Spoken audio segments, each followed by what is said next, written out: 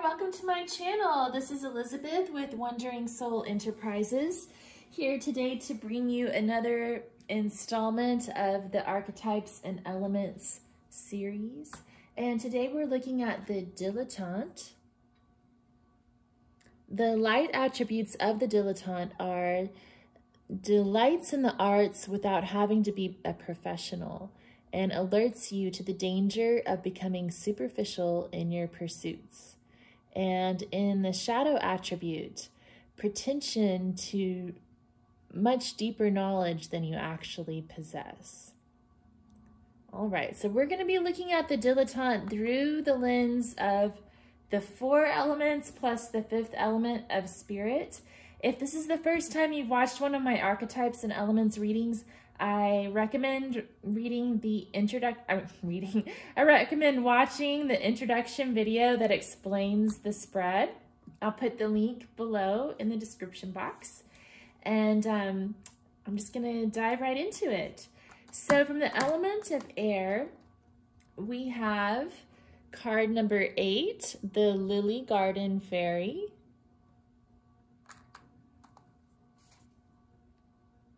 I said earth, right? Okay, just want to make sure. We have card number 10, the 10 of Diamonds from the Sailor Jerry playing cards. We have the Knight of Coins from the Antique Anatomy Tarot. From the Rider Waite Coleman Smith, we have the Page of Pentacles. And from the Wildwood Tarot, we have the 5 of Stones, Endurance. Okay.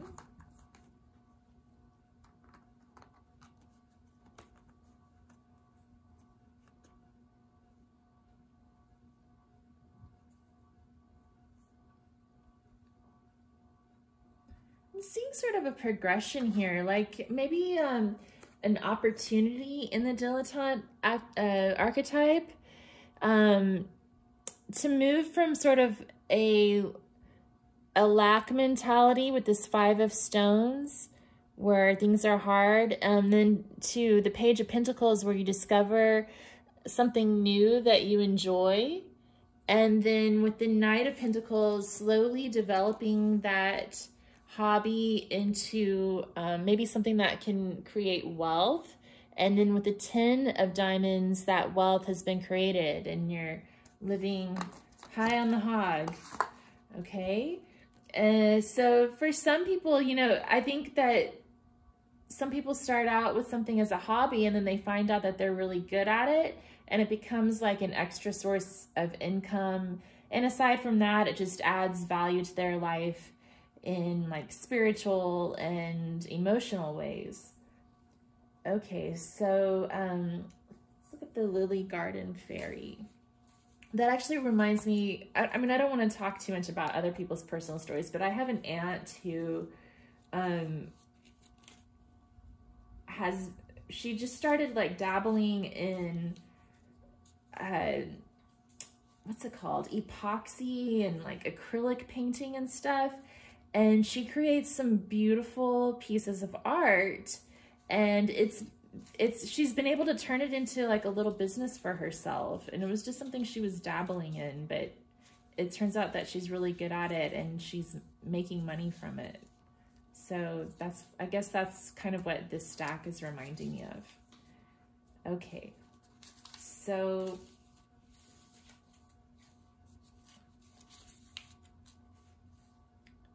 the Lily Garden Fairy.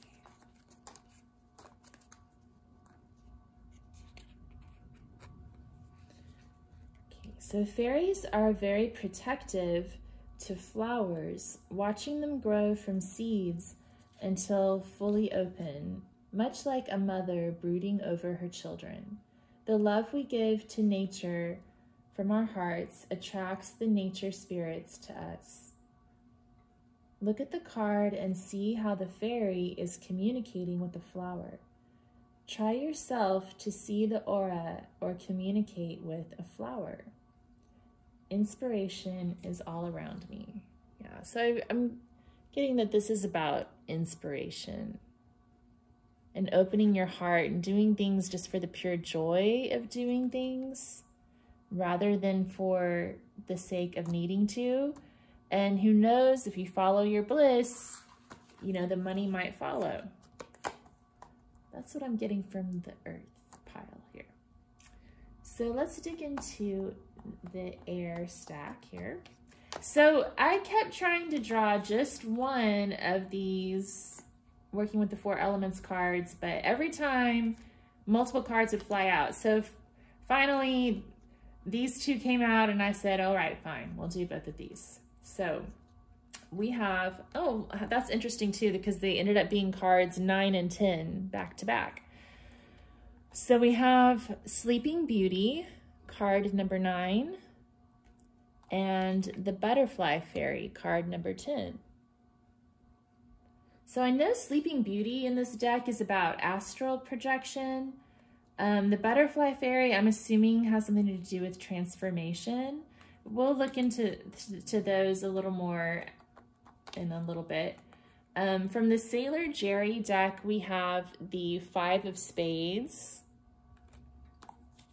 From the Antique Anatomy Tarot, we have the Knight of Blades. From the Rider-Waite Coleman Smith deck, we have the 6 of Swords. And from the Wildwood Tarot, the 3 of Arrows, Jealousy. These are some difficult energies coming up here. For something as lighthearted as the Dilettante, I would not have expected this.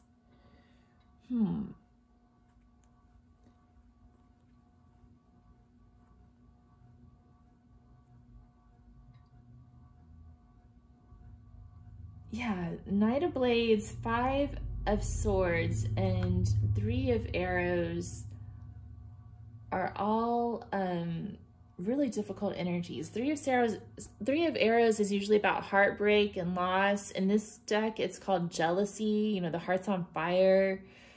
Knight of Blades is usually, for me, about angry words spoken in anger or in haste. And then the 5 of Spades is about conflict, interpersonal conflict, battles, and like winning at the expense of someone else's pain, you know?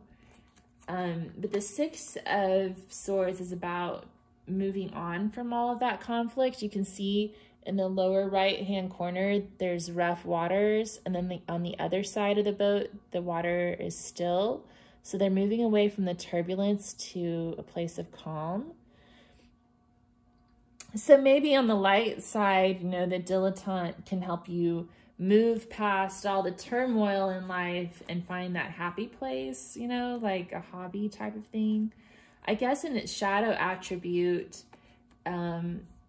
this Knight of Blades could potentially mean somebody who thinks he knows more than he really does, and kind of like angering other people or making other people feel jealous because they're kind of a know-it-all. Or it could mean that the Dilettante themselves is jealous of people who do know what they're doing, and it causes a conflict. But I think that the interpretation of using your art or whatever it is that you're dabbling in as a way of coping with the difficulties in life and finding peace and happiness is a little more of the light attribute of this.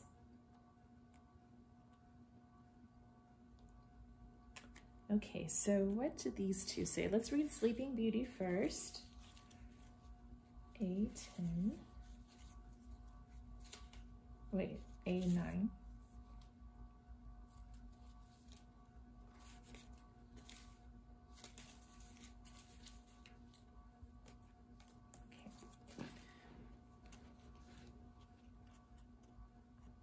In sleep, we are entering the astral world, a meeting place to our loved ones who have passed on, also angels and elemental spirits. Many people have experienced astral projection during our sleep state. The astral is the first world we enter into when we have an out-of-body experience. There are books on techniques of astral projection. Write down your dreams. It takes but a few steps to enter a new world.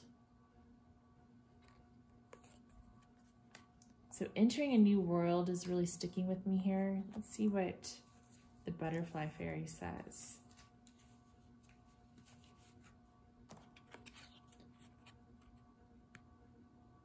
The butterfly fairy can help us with our imagination, turning it into visual reality when we cross the bridge into her world. To do this, we must first enter into our subconsciousness where our creativity is. The more we work in this energy, the more the creativity will expand.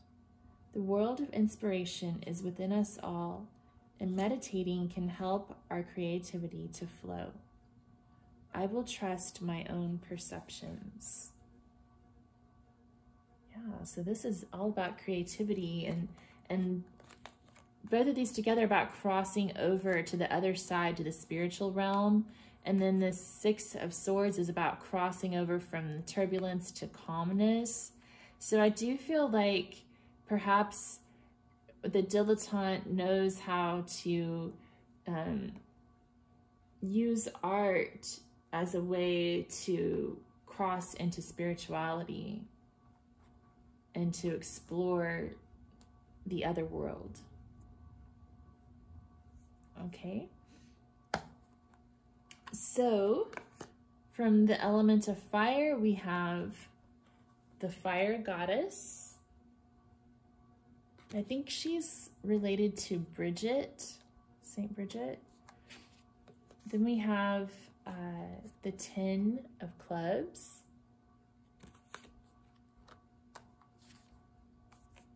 The 9 of rods.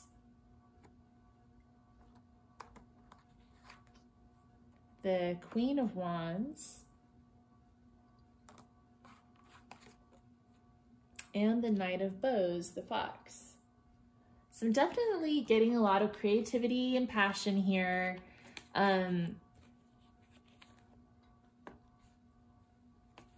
Maybe even a little bit of burnout, and maybe that's sort of the shadow side, is like that you can get really excited about something and spend a lot of time on it, a lot of energy towards it, and then in the end decide, I think I'm going to move on to something else, you know?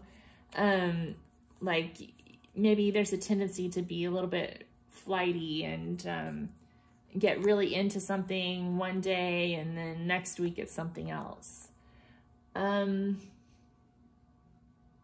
Yeah, the Queen of Wands is very creative and very passionate. Knight of Bows, he's the one that comes and goes. That's why I was saying, like, maybe you're into one thing one week and then next week it's something else. And then the 10 of clubs is about kind of like exhaustion, like that. I was thinking like maybe you get tired of things too easily and then you move on. And then with the 9 of rods, that's also kind of leading towards that exhaustion, like kind of getting a little bit weary. But the other thing is, like, in their positive aspects, like 9 of rods and 10 of clubs are both about having a lot of passion for something and putting a lot of energy into something. Okay, so what does the fire goddess say? Card number 1.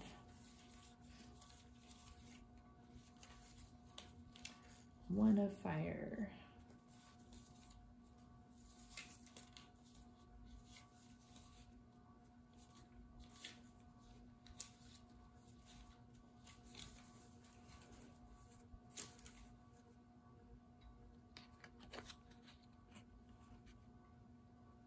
The fire goddess has great power, bringing inspiration and creativity, healing, poetry, and smithcraft when linking into her consciousness. She becomes a great teacher of the development of our own spiritual flame and an understanding of the fire elements and the role they play in alchemy and inspired wisdom. Meditate on the card and look into the eyes of the goddess, and let her take you into her world of the fire spirits. Look for information on Brigid, the fire goddess of the Celtic.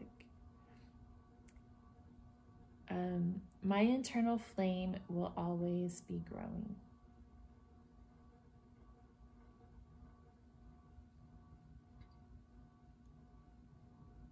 Fire elements and alchemy, inspired wisdom, which is definitely associated with creativity, inspiration, smithcraft.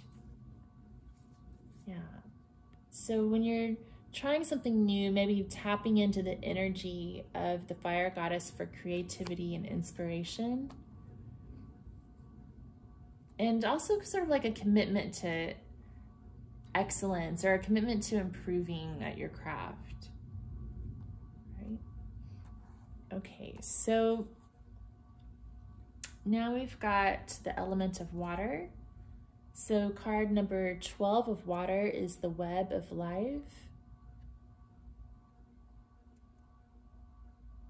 There's so many like hidden faces and things in these cards. And then we have the 10 of hearts, the 5 of elixirs, the Knight of Cups, and the Ace of Vessels, the waters of life.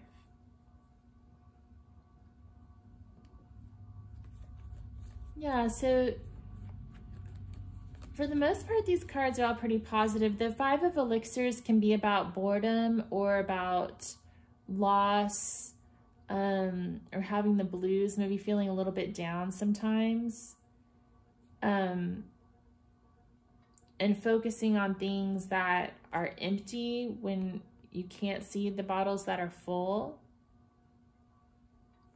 Okay. But the other cards are telling you to look on the bright side and always come back to that place of unconditional love, the source of unconditional love, to move forward with love and to go after what makes you happy. Okay, the Web of Life, card number 12.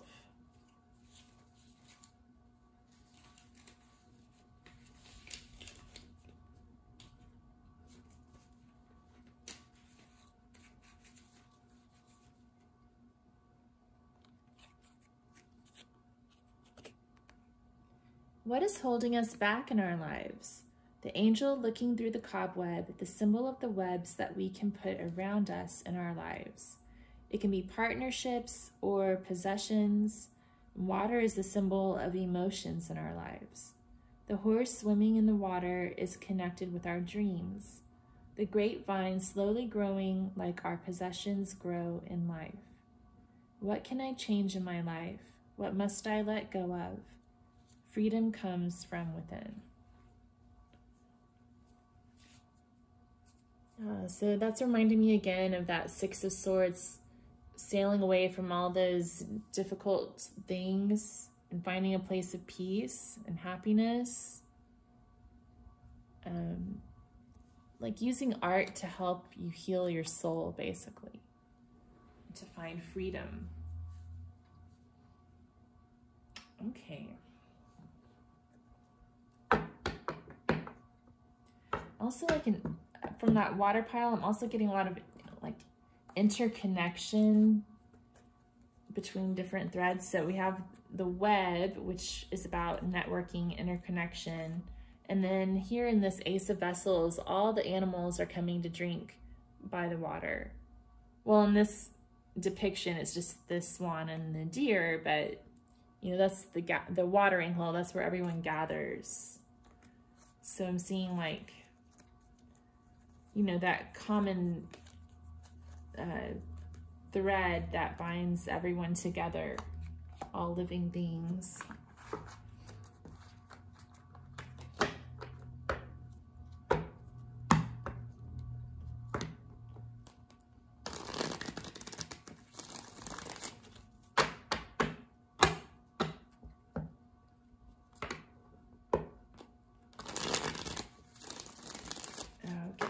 just shuffled so hard that the candle went out. I'm gonna go get a new one real quick.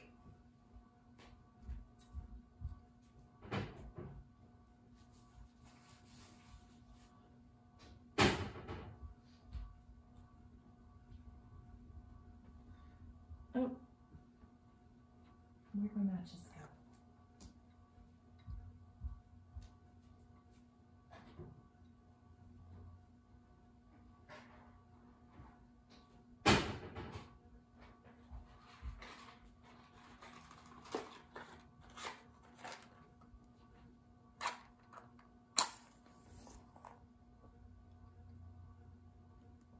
Okay.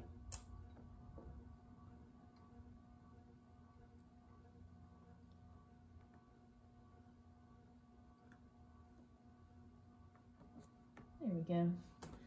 All right.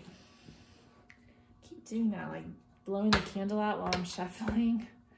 I need to be more careful about that.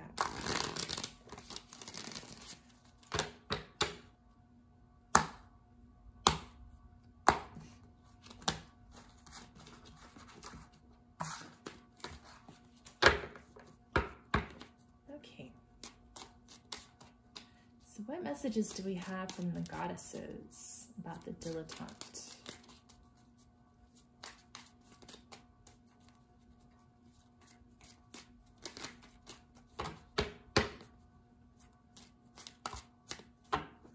Okay, we had two come up.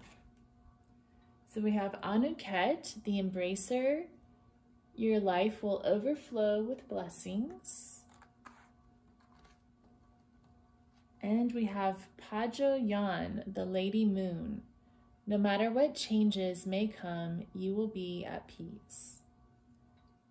Finding peace, a lot of flowing energy, a lot of water energy with these two. Anuket is like the goddess of the Nile, I believe, and then Pajo Yan is a moon goddess. So that's also associated with water, right? Okay. Finding peace.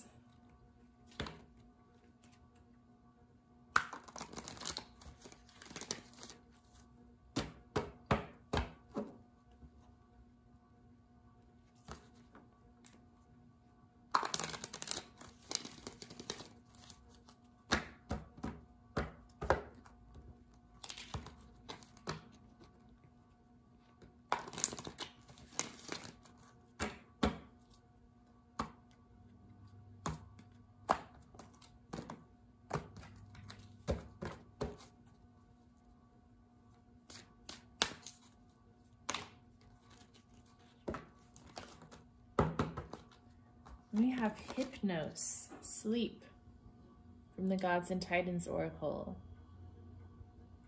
We had that pop up for the last reading I just did for the detective. Interesting.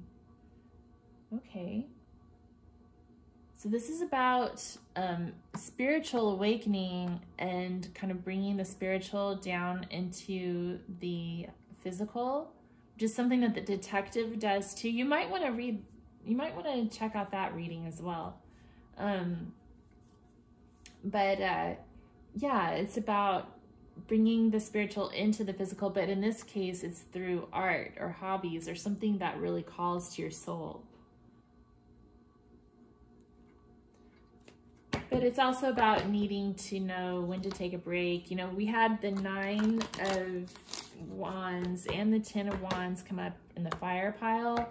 And those can both be about expending a lot of energy towards something. So hypnosis is about making sure you get plenty of rest in between so that you can stay diligent towards your passion instead of just like letting it fizzle out and moving on to something else the next week.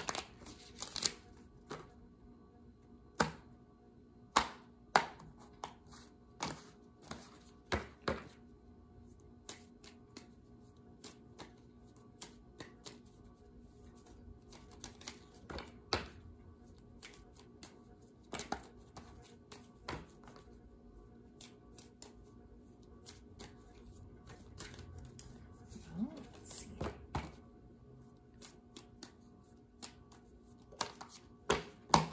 So we have the Hooded Man.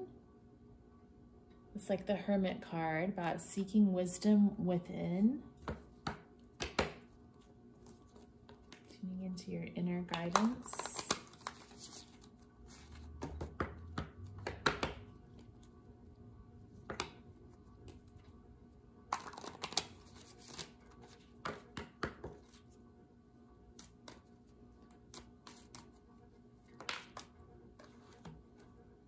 We have the World card.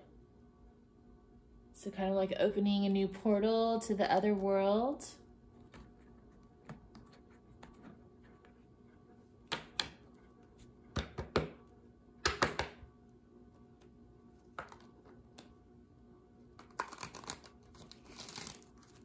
We had these two cards come out, which were about bridging the path to the other world as well.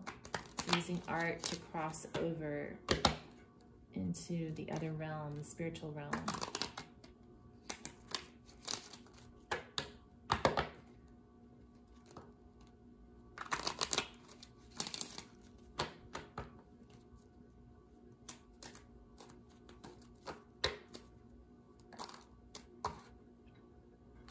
Okay, well, we had the Empress and the Sun come out. So the Sun is like the happiest card in the deck. It's about freedom. I know we had the topic of freedom come out a couple of times, I think with the Web of Life. So setting yourself free and tuning into kind of those Venusian pursuits, art, poetry, like different things that you're passionate about. Okay. I'm just gonna take a quick look at the Dilettante Archetype in the Carolyn Myss book.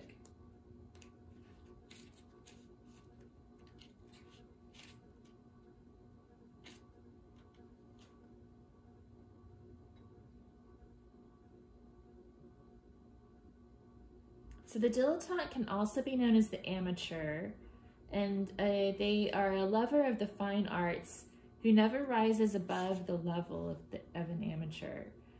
They can also be called a jack of all trades, master of none, and an amateur applies to the realm of sports or useful arts such as cooking and gardening. Both of these archetypes can alert you to the danger of becoming merely superficial in your pursuits or losing the love that drew you to your avocation in the first place. So always coming back to that Ace of Cups is really important. Coming back to the thing that drew you to this pursuit in the first place. And a shadow dilettante manifests as pretension to much deeper knowledge than you actually possess and taking your dabbling too seriously. So like this Knight of Swords here, Knight of Blades, like I can picture someone becoming like this sudden like know-it-all in this field that they don't really know very deeply, and like kind of taking a negative attitude towards others because of that. So look for a pattern of delighting in the arts or other areas of endeavor without going very deep to determine whether this is one of your core 12 archetypes. And if you want more information on what the core 12 archetypes and all of that, be sure to check out the introduction video. All right, well, thank you so much for tuning in, guys. I hope you have a good one. If you enjoyed this video, if you'd give it a thumbs up and subscribe to my channel for future readings, I'd really appreciate it. Take care.